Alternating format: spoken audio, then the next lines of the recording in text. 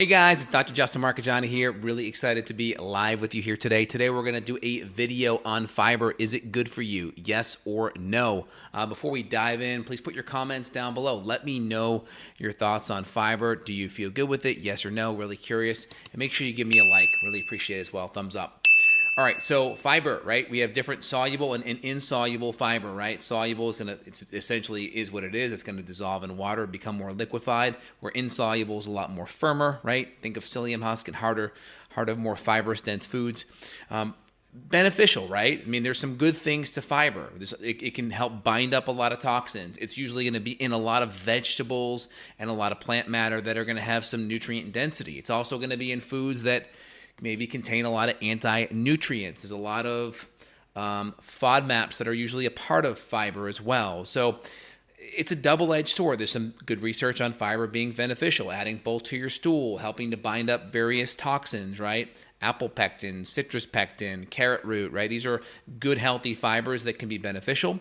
But then you also have one side of the camp that's also has maybe a despotic bacterial imbalance or SIBO, and these fibers may feed a lot of these types of bacteria that are bad, despotic. They over-secrete methane and hydrogen gas that disrupt motility, either cause constipation on one side or diarrhea on the other. And we also have a whole group of people on the carnivore camp that do really great on meat. And so what gives? And so I look at it as we want to be eating nutrient-dense, anti-inflammatory, low-toxin food.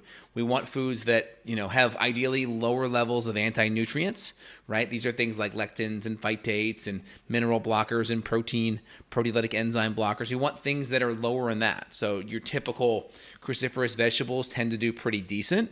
Ideally cooked or steamed, because there's still some level of goitrogens and anti-nutrients in those. You can deactivate a lot of your vegetables by cooking and steaming them, right? That can help deactivate a lot of the various fibers, and a lot of the anti-nutrients are going to be a part of the fibers typically. That's why I think when you juice a little bit, you can pull some of those things out, because you're stripping away a lot of that fiber. But a lot of the fibers and such are going to contain a lot of the anti-nutrients, and you can break a lot of those down when you cook, not always. And of course, certain foods are going to have more of these anti-nutrients. Grains, of course, lentils, legumes, they're going to have a lot more of these compounds that are going to be more irritating. Cooking can tend to help a lot of those things. And then we can also choose fibers that are lower in fermentable carbohydrates. These are FODMAPs: fructo, oligo, disaccharide, mono, and polyols. These are going to be like some of the carbohydrate fibers that are going to be, let's just say, more breeding ground for some of the despotic bacteria. And so there's one side of the fence, the people that do really well with these kind of foods. I think that's great. And some of these foods can actually feed some of the beneficial bacteria in the gut, whether it's some of the fiber in avocados, or whether it's some of the fiber in sweet potatoes, right? Or some of the fibers in our good, healthy, non-starchy vegetables. But other people may have gut issues and gut bacterial imbalances where those foods have to be paused for a little bit. So my theory is, number one, can you tolerate some of these really healthy, non-starchy, maybe safe starch vegetables? Keeping the grains, keeping the higher anti-nutrient foods out. Can you tolerate them? Do you feel good? Does it affect your motility? Does it give you gas? Does it make you bloat? If you can tolerate them, great. Add them back in the mix. If you can't tolerate them, what does that mean? We probably have to do more cleaning. We probably have to work through the 6 R's, right? Removing the bad foods, replacing the enzymes, repairing the gut lining, removing the despotic bacteria. And it could be despotic bacteria, it could be H. pylori, it could be parasitic infections, fungal overgrowth, it could be a bunch of other things. So we may have to pause it, because when we knock down microbes in the gut, we do it 3 ways. We starve it out on one side, and part of starving it out is restricting some of those fiber-rich foods. Okay, that's one. And we may also, focus on a paleo template and cut out certain autoimmune foods as well, right? 2, we're going to kill it. We're going to use antimicrobial botanical medicines to help knock down some of the microbes, get them down a bit. And then 3, we're going to use good, healthy probiotics and fermented rich foods that technically are higher in FODMAPs, right? But because we're coming in after we've knocked down a lot of the microbes, the body's going to be more receptive of those foods. And then typically we'll throw in some foods that are going to be some fiber-rich foods, whether it's cooled potato starch, right? That's a nice resistant starch. But green banana flour was a nice resistant starch. Or we can do inulin or chicory root is excellent. You can do some cassava as well and kind of feed some of that gut microbiome. If you can handle some of those really good healthy fibers, great. If we can't, then we just try to do what we can do, and we want to starve it out on one side, We want to kill it in the middle and then try to repopulate, reinoculate.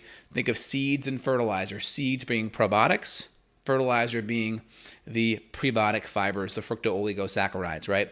And again, probiotics aren't forever, right? They're going to last. They're going to hang out for 3-4 weeks. Some of the spore-based probiotics may be a bit longer. And of course, we're trying to get fermented foods in our diet more frequently, whether it's low sugar kombucha, kimchi, sauerkraut.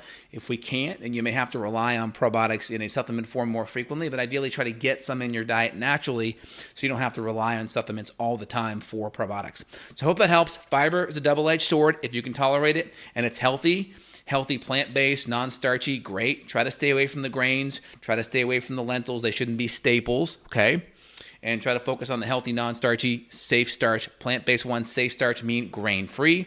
And if we can tolerate it, add some in. If you can't, that's where doing a lower FODMAP, paleo, or even an extreme, more carnivore diet can be helpful. While we starve out on one side, kill in the middle, repopulate, reinoculate, crowd out on the backside.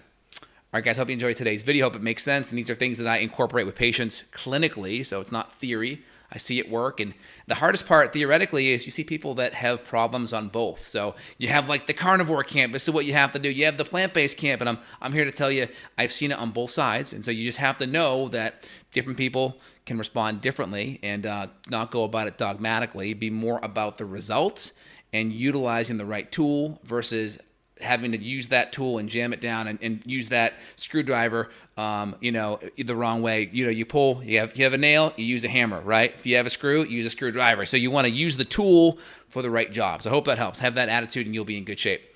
Again, if you want to reach out to myself or my colleagues, link down below. You guys can reach out and thumbs up and comments below. Really appreciate it.